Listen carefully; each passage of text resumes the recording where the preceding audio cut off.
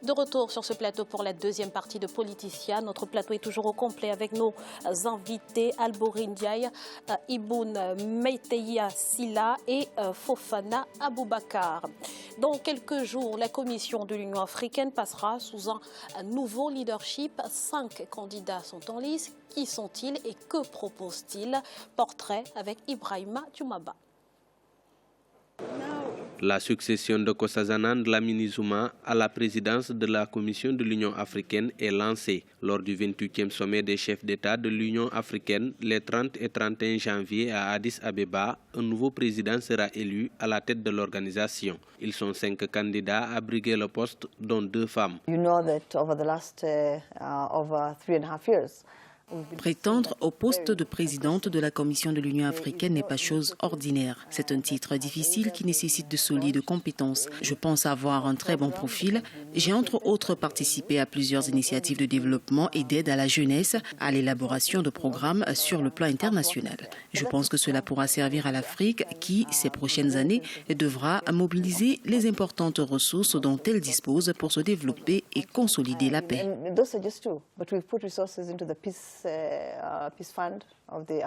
Nous devons pouvoir aujourd'hui, et c'est un devoir de génération, affirmer l'identité africaine sur le plan politique de nos ambitions, affirmer l'identité africaine sur le plan de nos réalisations économiques, nos réalisations en matière d'éducation et, bien entendu, sur la base de cela, le monde entier nous respectera. Les candidats ont tous l'avantage de connaître les défis qui interpellent les pays africains et l'Union africaine, notamment sur la paix et la sécurité. Pelomoni Venson Moïtoï est ministre des Affaires étrangères du Botswana depuis 2014. Moussa Faki Mahamat est ministre des Affaires étrangères et de l'intégration africaine du Tchad depuis 2008. Agapito Mbamukoui est ministre des Affaires étrangères, de la coopération internationale et de la francophonie de la Guinée équatoriale depuis 2012.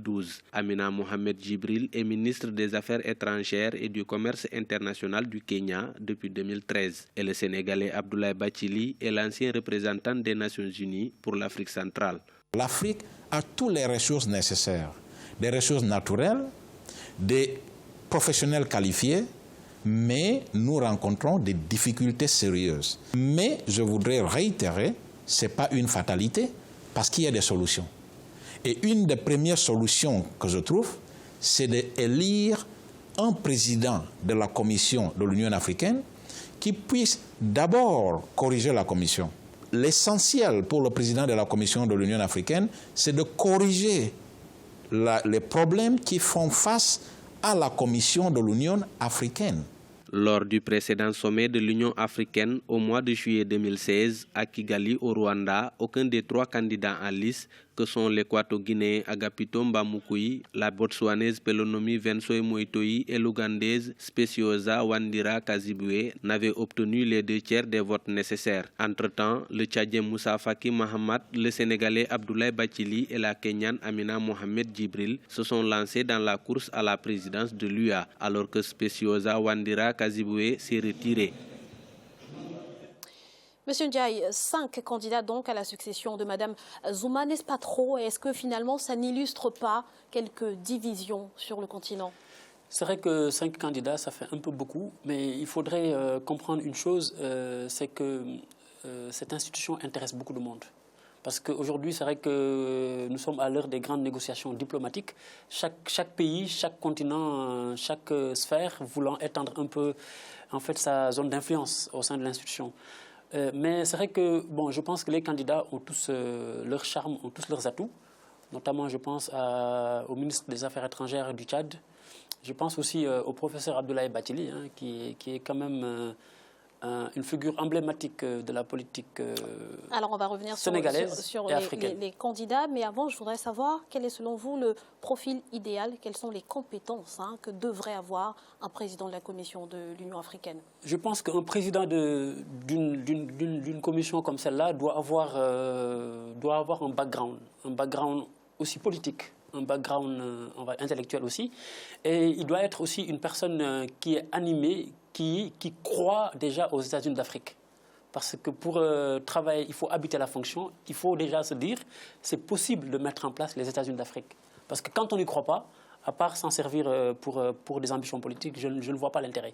Et aussi, je pense que ce président doit être à l'écoute des Africains, à l'écoute de leurs problèmes. Et cette femme ou cet homme doit également être une personne de son temps. C'est-à-dire aujourd'hui avoir une claire idée des menaces qui pèsent, notamment le défi environnemental et sécuritaire, la famine, le chômage endémique des jeunes, avoir cette vision, on va dire, sectorielle, plurisectorielle par rapport aux enjeux de l'Afrique, et également, en fait, avoir du charisme pour pouvoir faire face aux chefs d'État. Alors, parmi les candidats, il y en a 2 qui se sont déjà présentés au sommet de juillet, mais qui ont échoué. Il s'agit notamment de la ministre botswanaise des Affaires étrangères, Pello Nomi Benson Motwa, et du ministre équato-guinéen des Affaires étrangères, Agapito Mba Mukoy. Monsieur Fofana, ont-ils encore, selon vous, des chances finalement? Oui, je considère qu'on efface tout et on recommence. Vous disiez tantôt que vous trouviez qu'il y avait pléthore de candidatures, 5. Ça paraît énorme a priori. Mais l'Afrique, il y a 5 sous-régions en Afrique. Vous remarquerez que le Maghreb n'a pas présenté de candidat. C'est un candidat par région? Ben oui, c'est ça en fait. Le Maghreb n'a pas présenté de candidat, mais l'Afrique centrale a 2 candidats avérés. Il y a l'équato-guinéen et le tchadien. Voilà, donc c'est pas gênant. Ils vont compétir et puis on verra bien.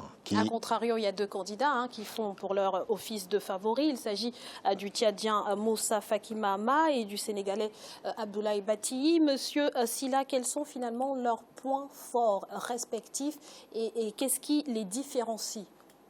Oui, je pense que qu'est-ce qui fait leur point fort, c'est beaucoup plus... concernant le professeur Bathily, je pense que c'est quand même une figure emblématique de la politique sénégalaise et africaine. Comme on dit, c'est la génération des 68. Donc, ils ont une maîtrise de quand même le paysage politique africain. Et aussi, c'est quelqu'un qui est quand même assez rigoureux. Bon, il est connu avoir de la rigueur quand même dans son travail. Bon, maintenant, le problème que moi, je trouve qui peut être un handicap, c'est que c'est l'âge et puis le décalage par rapport à cette majorité d'Africains. Parce qu'il faut dire aujourd'hui que la population africaine est jeune. Et il nous faut quelqu'un qui comprend les enjeux quand même auxquels font face ces jeunes Africains. Et je pense que M. Bathily, ça peut être un problème pour lui. C'est dans cette optique que moi, j'avais pensé que Mme Djibril aurait pu être un bon candidat parce que quand même, je pense que ça rentre carrément dans ce que la jeunesse africaine a besoin aujourd'hui. Mais malheureusement, on ne sait pas encore. Bon, mais c'est par rapport aux Tchadiens et aux Sénégalais, elle n'a pas beaucoup de chance. Bon, ces chances sont réduites. Bon, concernant le Tchadien, je pense qu'aussi son point fort est... Je pense qu'il est soutenu par l'Afrique centrale, il y a quelques États de l'Afrique centrale, et puis bon, son président est assez influent en Afrique par les temps qui courent. Je pense que ça peut être un point fort. Et puis il y a son background personnel qui joue aussi dans ça.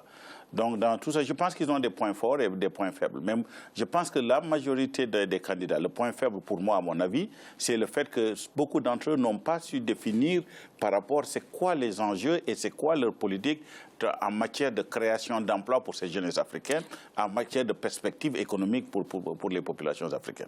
Justement, M. Ndiaye, que sait-on finalement concrètement de leur projet? On a l'impression que ce sont plutôt les États qui essaient de placer leurs candidats, qu'on se demande plutôt à qui le tour, etc. Mais que sait-on finalement des projets concrètement? C'est vrai que leur projet constitue, on va dire, un très grand inconnu par rapport à leur candidature. Aujourd'hui, c'est vrai qu'en 2012, déjà, les câbles de Wikileaks ont révélé que la France avait un candidat, en l'occurrence Jean Ping. Donc aussi, il faut dire que cette élection n'est pas juste africaine. Elle aiguise des appétits, des puissances, des ex-colons qui sont restés très proches de leur colonie. Et aussi, il y a également, je pense également, la question de la monnaie. Parce que dès lors qu'un président africain parle de la monnaie, en général, on vient le chercher avec des armes. Je pense que le président Gbagbo est là pour en témoigner.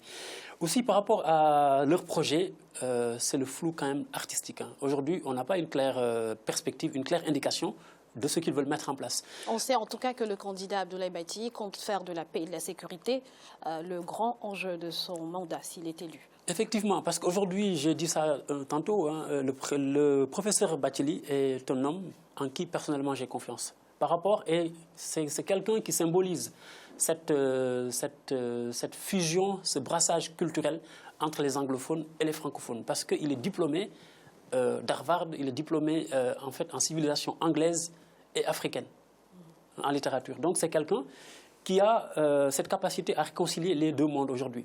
Et aussi d'un point de vue stratégique. Bon, aujourd'hui, le Sénégal, on a fait des découvertes importantes de gaz et de pétrole.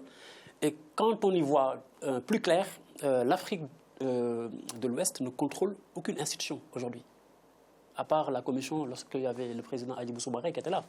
Mais aujourd'hui, la BAD, c'est aux mains des Nigérians, la CEDEAO, etc.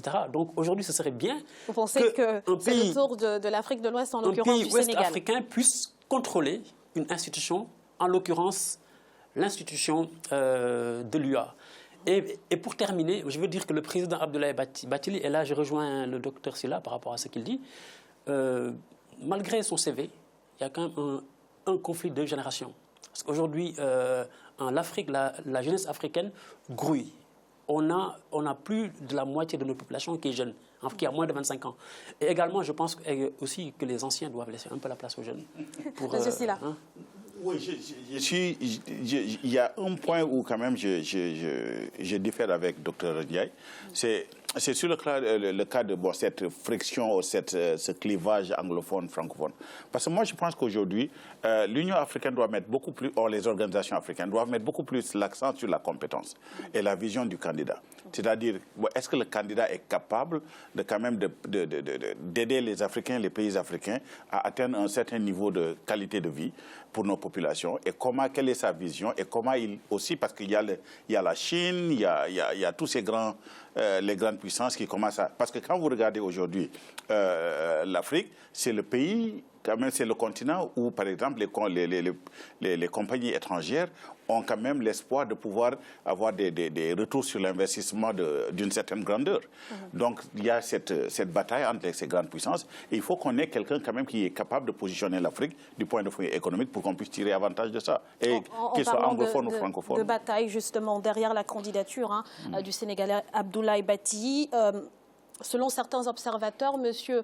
Fofana, il y a l'Algérie et le Maroc qui s'affrontent derrière les candidatures du Tchadien et du Sénégalais. Qu'en pensez-vous? Vous m'apprenez quelque chose.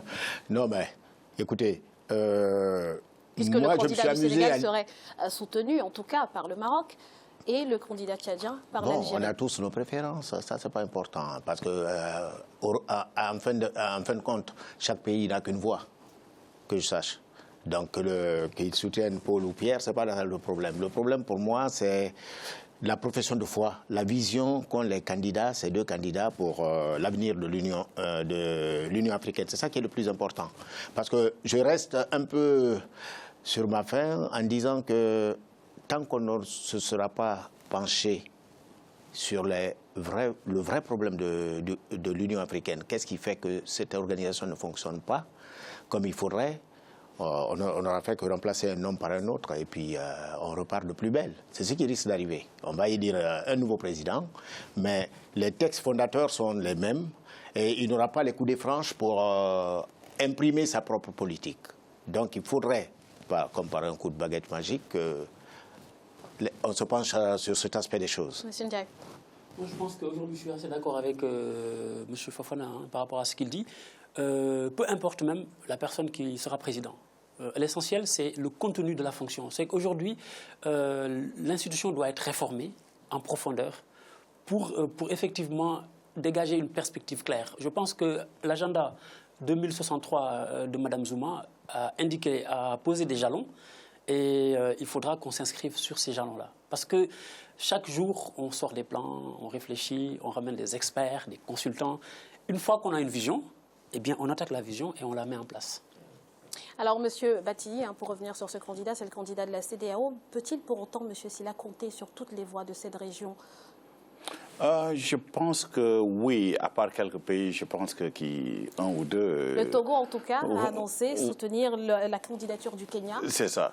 Le Nigeria également soutient la candidate kenyane. Voilà, donc à part quelques Finalement, les blocs s'avèrent plutôt divisés. Hein. Divisés. Bon, je pense que, parce que beaucoup quand même ont été irrités, selon eux, le président Macky Sall a voulu faire un forcing avec la candidature du professeur Bathily. Bon, ça... Il y a quand même des coulisses, des trucs en coulisses là qui se font. Et je pense que il ne pourra pas trop faire... il pourra compter sur ses voix, à part ces quelques pays. Bon, maintenant, est-ce que sur le plan continental, je sais que le Maroc et les autres pays du Maghreb, quand même, il a aussi une chance là-bas. Bon, maintenant, je ne sais pas, maintenant, au niveau africain, est-ce qu'il pourra remplir toutes les voies possibles? Alors, la candidate kenyane Amina Mohamed semblait plutôt bien partie, Monsieur Ndiaye, mais elle se retrouve aujourd'hui éclaboussée par un scandale de corruption. Est-ce que ses chances sont compromises? Moi, je pense que ces chances sont très compromises, parce que quand on aspire à diriger une institution de cet acabit, on doit faire preuve quand même de beaucoup de probité morale, intellectuelle et politique. Et avoir comme ça des lièvres qui sortent des tapis, je pense que ça vient un peu au mauvais moment. Et j'enchaîne pour dire juste que sur la candidature du professeur Bathily, actuellement le président Macky Sall quand même est en train de devenir...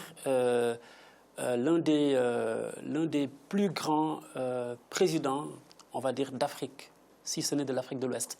Et il s'est révélé lors de la crise gambienne, où il a pris la décision d'engager son ministre des Affaires étrangères, d'engager la CEDEAO pour faire partir une personne qui n'a pas respecté la démocratie. Et je pense que cette action diplomatique de très haute facture va constituer une sorte de jurisprudence. Maintenant, pour les prochains présidents qui voudront s'accrocher à leur siège, eh bien, ils sauront que la CEDEAO, les troupes de la CEDEAO sont là pour venir aussi les déloger, comme on a ramené en fait le président Jammeh, qui est actuellement en Guinée équatoriale. Merci, Monsieur Ndiaye. Nous allons à présent marquer une courte pause. Dans quelques instants, la troisième partie de votre émission Politicien. À tout de suite.